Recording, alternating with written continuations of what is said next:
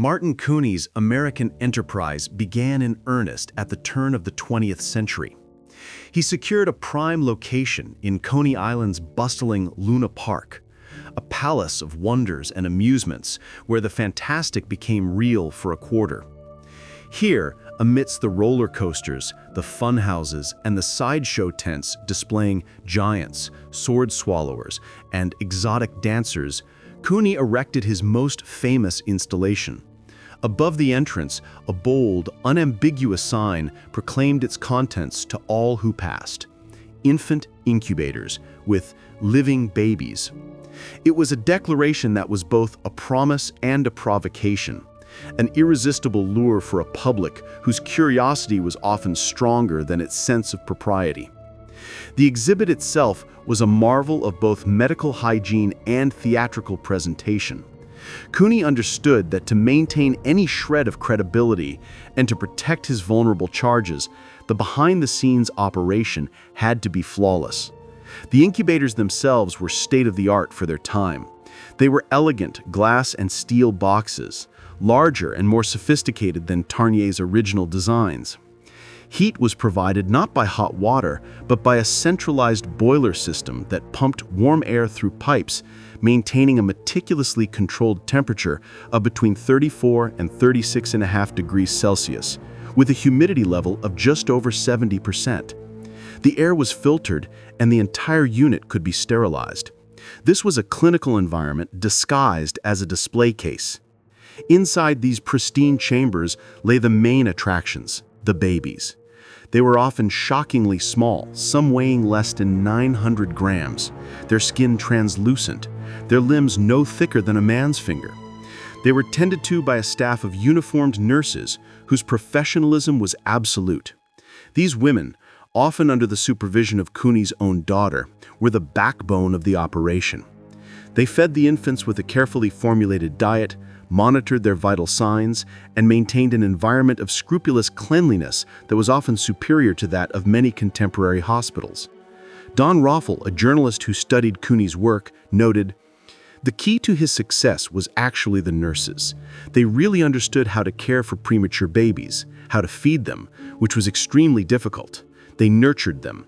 The premises were impeccably clean, which was not the case in hospitals at the time.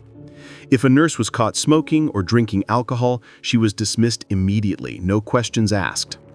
For the public, the experience was surreal. For an admission fee of 25 cents, visitors could file past the rows of incubators, peering in at the tiny inhabitants. It was a powerful, visceral sight. Some onlookers were moved to pity and awe. Others treated it as a mere curiosity, a human zoo. Sensationalistic newspaper headlines of the era captured this voyeuristic fascination, describing the infants as strange little creatures and questioning whether they would ever become full-fledged men and women, noting they resembled monkeys more than men or women. In a particularly jarring practice, some exhibits allegedly allowed visitors, for an extra fee, to touch a baby to confirm it was real and not a doll. This was the grim, carnivalesque underbelly of Cooney's operation, the price he paid for funding his life-saving mission. And it was a mission that was desperately needed. New York City and America as a whole was in the grip of a silent crisis of infant mortality.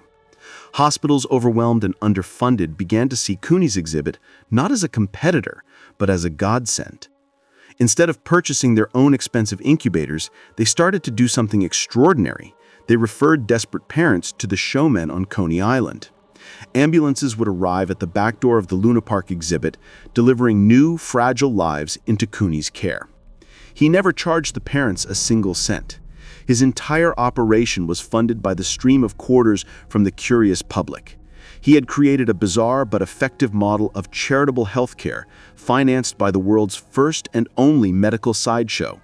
The Incubator Doctor, a title he wore without a license, was running a neonatal intensive care unit funded by ticket sales, a paradox that would define his legacy and attract both scorn and, eventually, profound gratitude. The exhibit was a popular success, but it existed in a moral gray zone, attracting criticism and condemnation from all sides. The medical establishment was scandalized, and the public was divided. How could this self-proclaimed doctor defend his work against charges of exploitation and greed? The battle for the souls of these tiny babies was about to be fought, not just in the incubators, but in the court of public opinion. To discover how Martin Cooney faced his critics and proved his critics wrong, subscribe to the channel and hit the bell for the next chapter. The story of one of the most extraordinary and paradoxical saviors in medical history begins not in a laboratory or a university lecture hall, but in the swirling mists of deliberate obscurity. Martin Cooney, the man who would become synonymous with the salvation of thousands of premature infants, was himself a carefully crafted enigma. The foundational facts of his own origin were points he actively obscured, leaving behind a trail of conflicting narratives that historians would later struggle to untangle. He was likely born in the region of Alsace, on the border of France and Germany, around the year 1870, though some accounts suggest an earlier birth in 1860 in the Polish city of Breslau, which is now Wrocław. This ambiguity was the first brushstroke in a portrait of a man who understood the power of a story. He presented himself to the world as a physician, claiming to have studied medicine under the luminaries of Leipzig and Berlin.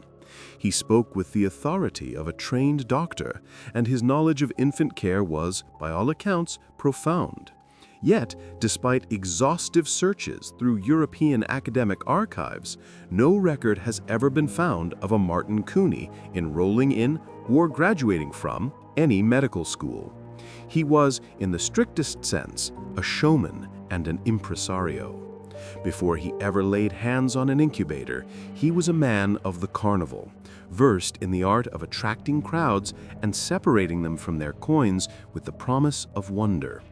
This background, which would later be used to vilify him, would become the very instrument of his life-saving work. The technology that would define his life was not his own invention. It was born from the mind of a genuine French obstetrician, Dr. Stéphane Tarnier. In a moment of brilliant cross-species inspiration, Tarnier visited a Parisian zoo in the 1880s and observed an incubator for chicken eggs. The device, which provided a controlled, warm environment for the fragile eggs to hatch and thrive without a mother hen, sparked a revolutionary idea. If it worked for poultry, why not for humans?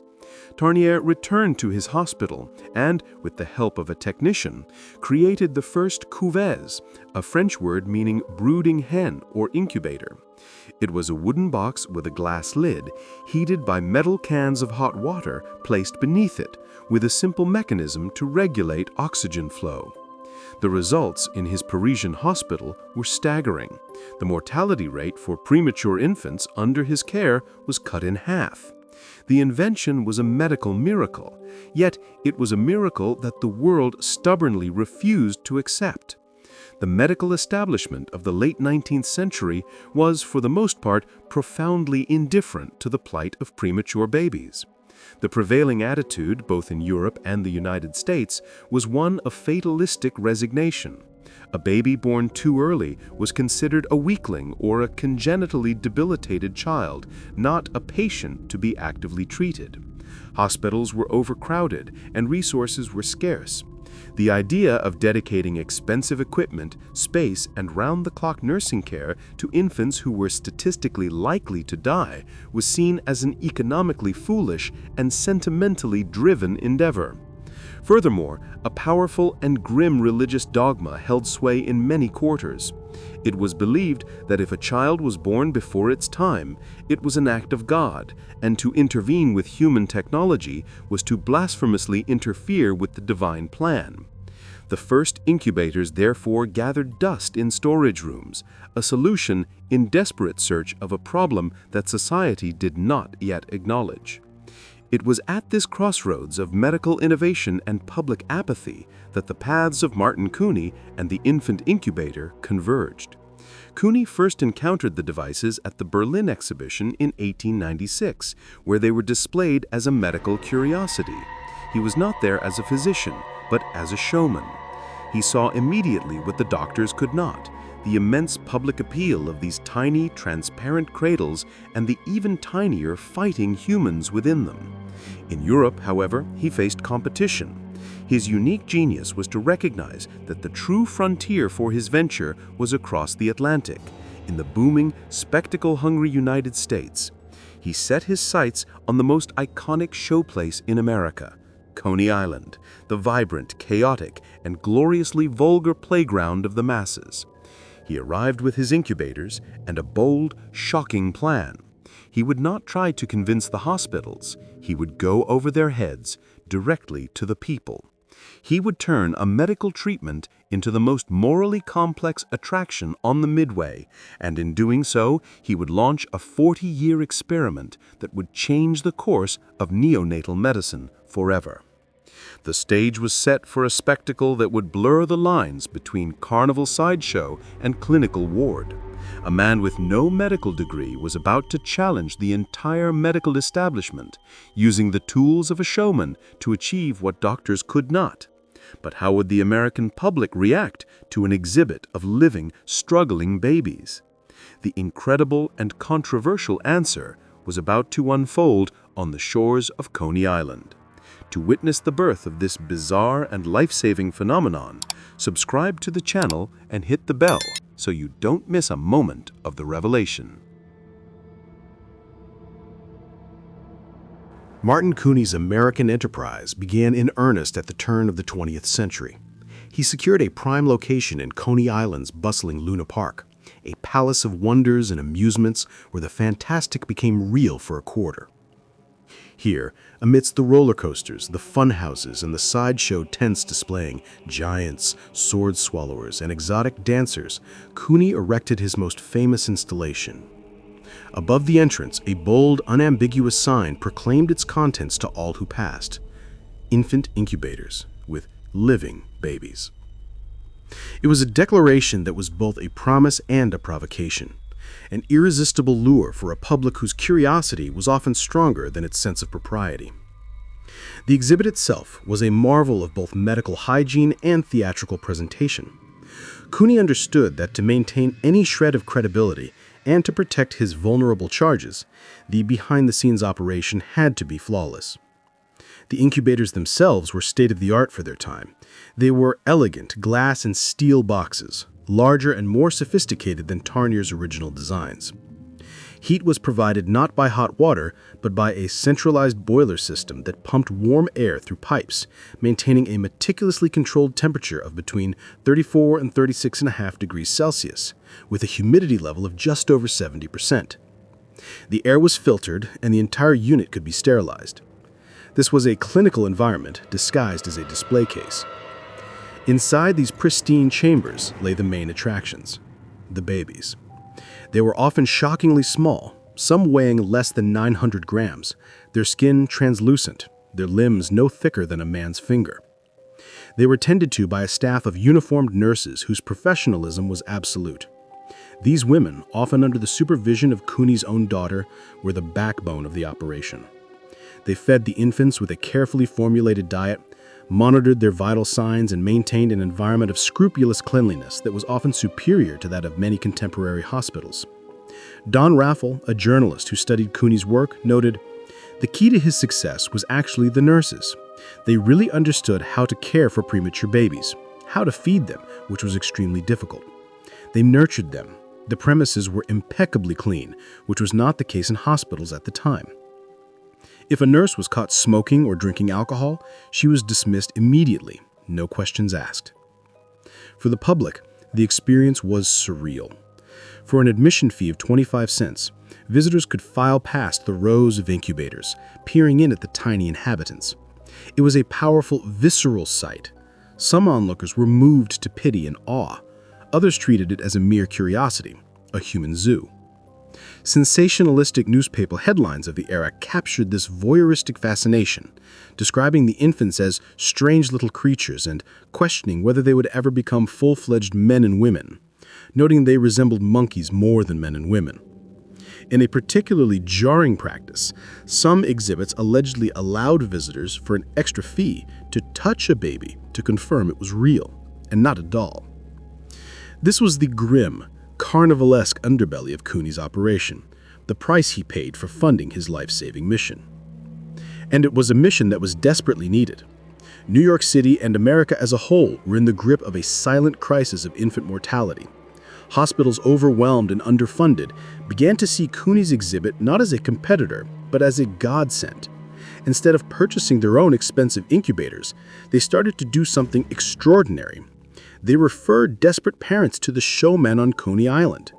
Ambulances would arrive at the back door of the Luna Park exhibit, delivering new fragile lives into Cooney's care. He never charged the parents a single cent. His entire operation was funded by the stream of quarters from the curious public. He had created a bizarre but effective model of charitable healthcare, financed by the world's first and only medical sideshow. The incubator doctor, a title he wore without a license, was running a neonatal intensive care unit funded by ticket sales, a paradox that would define his legacy and attract both scorn and eventually profound gratitude. The exhibit was a popular success, but it existed in a moral gray zone, attracting criticism and condemnation from all sides. The medical establishment was scandalized and the public was divided. How could this self-proclaimed doctor defend his work against charges of exploitation and greed? The battle for the souls of these tiny babies was about to be fought not just in the incubators, but in the court of public opinion. To discover how Martin Cooney faced his critics and proved his critics wrong, subscribe to the channel and hit the bell for the next chapter. The success and notoriety of Martin Cooney's incubator exhibits inevitably summoned a powerful and vocal wave of criticism. He was, for many, an easy target, a carnival barker profiting from the public display of humanity's most vulnerable. The attacks came from multiple fronts, each questioning his motives, his methods, and his very right to care for these infants. Navigating this storm of disapproval would require all of Cooney's showman's cunning and a deep, unshakable belief in the righteousness of his cause. The most damning and persistent accusations came from the medical community itself. Legitimate physicians and hospital administrators were outraged by his operation. They denounced him as a charlatan and a fraud for presenting himself as a doctor without the credentials to back it up. In their view, he was violating the sacred ethics of their profession, turning vulnerable patients into a public spectacle for financial gain. The very idea that medical treatment should be administered behind a paywall in a venue more suited to cotton candy and roller coasters was anathema to them. They saw his work not as a supplement to the hospital system, but as a grotesque perversion of it. This professional scorn was not merely academic, it was a direct threat to his reputation and his ability to operate. The general public, too, was of two minds. While thousands paid to see the exhibit, many others were repulsed by the concept. He was vilified in the press and on the street as a man who preyed on the misery of others. The image of a man earning a living by displaying sick babies struck a deep chord of moral revulsion. Critics asked a simple, devastating question. What kind of man would put a premature infant on display like a circus freak? The public saw the flow of coins into his ticket booth, but they did not see his ledgers, which showed that every cent was poured back into the operation. The perception of greed was inescapable. Cooney and his staff faced daily harassment. People shouted obscenities at him on the street and sometimes even threw stones. He was a figure of controversy, a pariah in the very community he was trying to serve. Cooney's defense against these charges was multifaceted, a blend of pragmatic argument and raw, undeniable results. To the charge of exploitation, he had a powerful counterargument. What was the alternative? He repeatedly pointed out that the hospitals of the time offered these babies little to no hope. They were often placed in overcrowded wards, exposed to infections, and given minimal specialized care. The choice, as he framed it, was not between a private, dignified hospital room and his public exhibit. The choice was between his incubators and almost certain death. He was not taking babies away from effective medical treatment. He was providing the only treatment available. He forced the public to confront an uncomfortable truth. His exploitation was keeping these children alive. Financially, his model was one of transparency and reinvestment. The cost of running the exhibit was staggering. The daily expense for maintaining one child in an incubator was around $15, a substantial sum at the time, equivalent to approximately $400 today. This money went to pay for the nurses' salaries, the expensive equipment, the electricity, the specialized formula, and the rent for his space in Luna Park. Cooney himself took no salary from the exhibit's earnings. He lived modestly and funded his own life through other, separate business ventures. The Incubator show was for him a non-profit enterprise disguised as a commercial attraction. He was its director and its chief fundraiser, but not its beneficiary. His most powerful shield against criticism was not his rhetoric, but his success rate. While the mortality rate for premature infants in the best American hospitals hovered between 80 and 85%, Cooney's exhibit was achieving the exact opposite.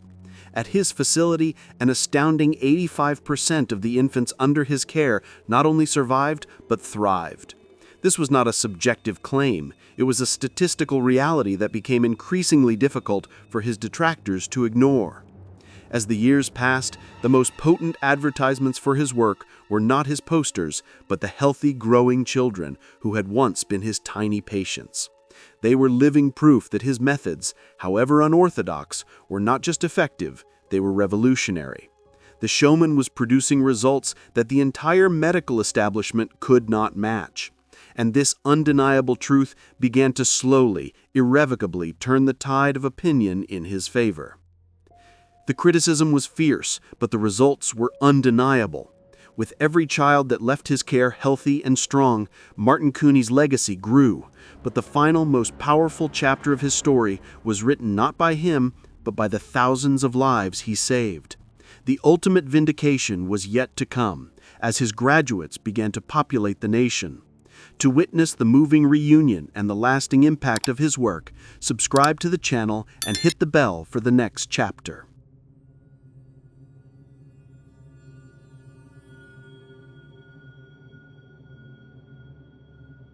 The true measure of Martin Cooney's work cannot be found in box office receipts or newspaper clippings, but in the sheer, staggering number of lives he saved. Over the 4 decades that his exhibits operated, from their inception at the turn of the century until their closure in the late 1930s, an estimated 6,500 to 8,000 premature infants passed through his care. Each number represents a person who, by the statistical norms of the era, should have perished in infancy. Instead, they were given a fighting chance, emerging from their glass-walled cocoons to lead full and complete lives. The stories of these graduates serve as the most powerful testament to Cooney's success. One of the earliest and most celebrated survivors was a child named Hildegard. In 1903, she was born prematurely and brought to Cooney's Coney Island exhibit, weighing a mere 2.5 pounds. She spent 3 months in an incubator, captivating visitors with her tenacious struggle for life. When she was finally discharged, healthy and robust, she became a local celebrity and a walking advertisement for the efficacy of Cooney's methods. Her story was featured in newspapers, providing a human face to the abstract concept of infant survival. Even more remarkably, one of the oldest known survivors of Cooney's incubators lived to the remarkable age of 96, passing away as recently as 2017. Her long life was a bridge from the carnival midways of the Edwardian era to the 21st century, a living monument to the showman's legacy. The cultural and medical impact of these success stories was profound and slow-burning. For the first time, the public began to see infant babies not as doomed weaklings or acts of God, but as patients who could be treated and saved. Cooney's exhibit, for all its sensationalism, performed a vital public education function. It normalized the idea that technology could and should be used to fight for these tiny lives. Parents who had once accepted the loss of a premature child as inevitable now had a glimmer of hope. They began to demand better care, and the sight of healthy toddlers who had once been in Cooney's incubators created a powerful new expectation. The public pressure on the medical establishment to adopt this technology began to mount. The statistics that Cooney's operation generated were impossible for the medical community to ignore forever. His survival rate of approximately 85% stood in sharp contrast to the grim 80 to 85% mortality rate seen in hospitals. This was not a controlled clinical trial, but it was a massive, longitudinal demonstration of the incubator's potential. Doctors could no longer dismiss the technology as unproven or impractical.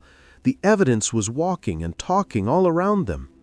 As a result, hospitals, first slowly and then with increasing speed, began to invest in their own incubator systems and establish dedicated premature infant stations. Cooney had created the demand and proven the model. He had, in effect, shamed the medical profession into embracing a technology it had neglected for decades. The end of an era came quietly in the late 1930s. Advances in medical technology, a growing understanding of germ theory, and changing social sensibilities about public exhibitions finally made the incubator shows obsolete.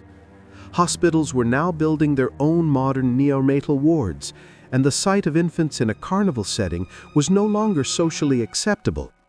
In 1934, Cooney hosted a final, poignant reunion party for his graduates. It was a heartfelt farewell to the enterprise that had defined his life. Dozens of former patients, now grown men and women, some with children of their own, returned to Coney Island to celebrate the man who had saved them. The show was over, but its purpose had been triumphantly achieved. The mission had been accomplished not by closing the exhibit in failure, but by making it unnecessary. The exhibits were closed and the incubators were silent. Martin Cooney's great work was done. But what became of the man himself? His final years were a stark contrast to the crowds and excitement of Coney Island, yet they complete the portrait of a man whose motives were never what they seemed. To learn the surprising and poignant end of the incubator doctor's story, subscribe to the channel and hit the bell for the next chapter.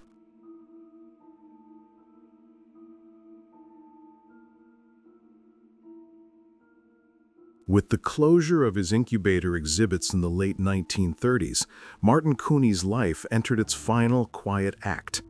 The man who had been at the center of a medical and cultural phenomenon for nearly 40 years found himself receding from public view.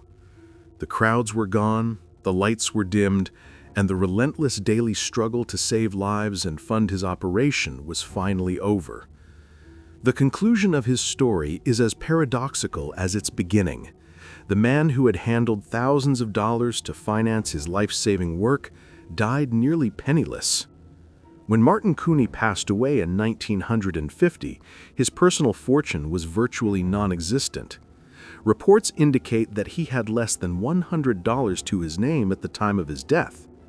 This stark financial reality is the ultimate refutation of the charges of greed that had dogged him for decades. He had not profited from the babies. He had poured every resource he had into their survival. The funding for his own funeral came not from his own savings, but from the grateful families of the children he had saved. It was a final poetic justice. The graduates of his incubators ensured that their savior was laid to rest with dignity. He died, as one article noted, in loneliness and complete poverty, but his legacy was thriving in the lives of the thousands he had brought into the world a second time. Cooney's direct influence on the field of neonatology is undeniable. His work served as a massive, public, and irrefutable proof of concept for the specialized care of premature infants. By demonstrating that a dedicated, hygienic, and technologically supported environment could produce miraculous survival rates, he provided the practical blueprint for the modern neonatal intensive care unit. Before Cooney, the idea of a hospital ward dedicated solely to premature infants was unheard of. After him, it became an imperative. In the 1940s, just a few years after his exhibits closed, American and European hospitals began to formally establish special care units for newborns, explicitly modeled on the principles he had championed for so long. He had taken a technology that was collecting dust in European hospitals, and through sheer force of will and showmanship, forced the American medical establishment to adopt it. The story of Martin Cooney forces a complex ethical reckoning. From a modern perspective, the idea of placing premature infants on public display in a carnival is instinctively unsettling and morally questionable. It challenges our deepest notions of patient dignity, privacy, and consent. Yet to judge his actions by contemporary standards without the context of his time is to commit a historical injustice. The ethical calculus of the early 20th century was different. The choice Cooney offered was not between dignity and spectacle, it was between life and death. In an era when hospitals offered no hope, his exhibit was the only sanctuary. The ends, in this specific extreme historical context, appear to have justified the means. He operated in a moral gray zone that he himself created, and the thousands of living, breathing adults who owed him their lives were the ultimate justification for his methods. Today, his legacy is everywhere, though his name is largely forgotten. Every modern hospital with an ICU with its rows of sophisticated incubators monitoring the smallest and most fragile of lives is a monument to his vision. The beeping monitors and controlled atmospheres are the direct descendants of his glass boxes and boiler pipes. The very principle that every life, no matter how small or how early its start, is worth fighting for with every tool at our disposal is a principle he helped to cement in our collective consciousness. He transformed the premature infant from an object of pity and fatalism into a patient deserving of the most advanced care available. He was a flawed, complex, and enigmatic hero, but a hero nonetheless. The story of Martin Cooney is a profound reminder that progress sometimes wears a disguise, that salvation can arrive from the most unexpected quarters. A showman without a medical degree managed to succeed where the entire medical establishment had failed. But what can we learn from his story today? The final chapter explores the enduring lessons of the incubator doctor. To understand the full meaning of his life and its relevance to our world, subscribe to the channel and hit the bell for the final, revealing installment.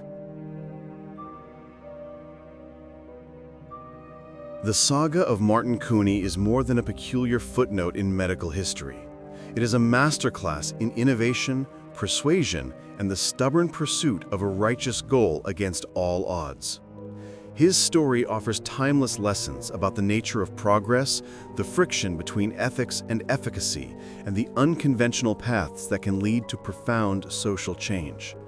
The incubator doctor was a paradox in life, and in memory, he remains a figure who challenges our neat categorizations of hero and villain, science and spectacle. One of the most powerful lessons from Cooney's work is the importance of demonstration over declaration. The medical pioneers who invented the incubator, like Dr. Tarnier and Dr. Alexander Lyon, understood the science, but they failed to convince the world to adopt it. They declared its benefits to institutions that were indifferent and a public that was unaware. Cooney, the showman, understood a fundamental truth. People need to see to believe. He did not write papers for medical journals read by a few. He created a visceral, emotional experience for the masses. By putting the technology and its tiny beneficiaries on display, he made the abstract real. He showed thousands of people every day that these babies could be saved, making believers out of them 1/4 at a time. This public demonstration created a groundswell of acceptance and demand that top-down pronouncements could never have achieved. Furthermore, Cooney's story is a stunning example of pragmatic problem-solving. Confronted with a medical community that refused to act and a technology that was being ignored, he did not wait for permission or funding. He devised a completely novel, self-sustaining financial model that bypassed the traditional gatekeepers of medicine. He identified a resource, the public's fascination with the unusual, and leveraged it to fund a humanitarian mission. This model of using spectacle to fund science would be controversial in any age, but its effectiveness is undeniable. He was a master of what is now called bootstrapping, using the revenue from his current operations to fund and expand his life-saving work without relying on grants, donations, or hospital budgets.